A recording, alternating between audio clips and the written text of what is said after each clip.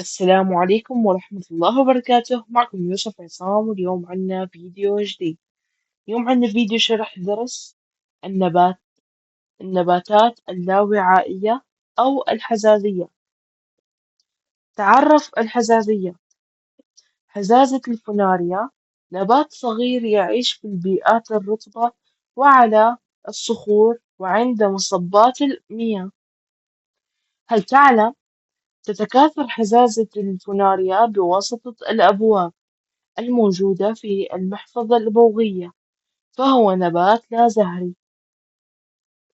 دراسة مقطع جاهز لساق نبات فاصوليا وشبه ساق نبات الفوناريا. في الصورة الأولى لدينا مقطع عرضي في شبه ساق حزازة الفوناريا، وهي تحتوي على البشرة القشرة واللب. في الصورة الثانية مقطع عرضي في ساق نبات الفاصوليا، وهي تحتوي على القشرة، اللحاء، الخشب واللب. ولاحظ يحتوي مقطع ساق الفاصوليا على أوعية ناقلة، أوعية لنقل النسغ الناقلة خشبية، وأوعية لنقل النسغ الكاملة لحائية.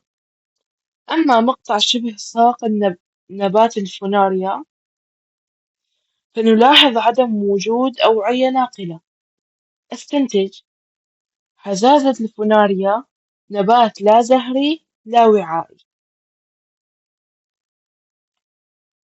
دراسة أقسام النبات العروسي أو الجهاز الإعاشي، وأقسام النبات البوغي.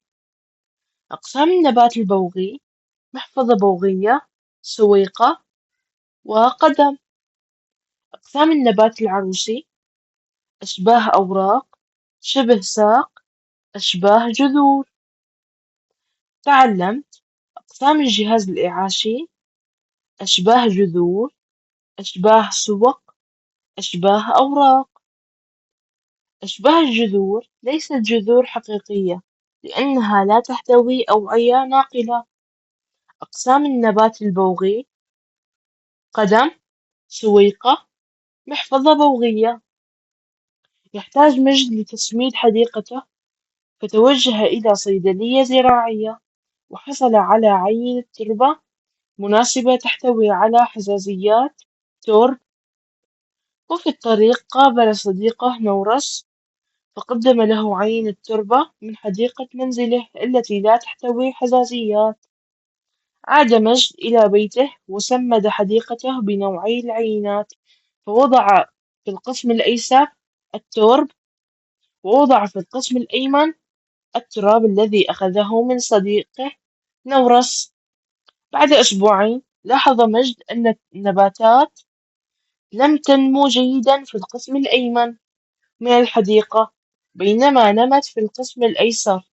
وفسر النتيجة التي حصل عليها مجد: الحزازيات تزيد من خصوبة التربة وتساعد التربة على الاحتفاظ بالماء، لذلك تنمو النباتات بشكل أسرع في التربة التي تحتوي على حزازيات من التربة التي لا تحتوي حزازيات.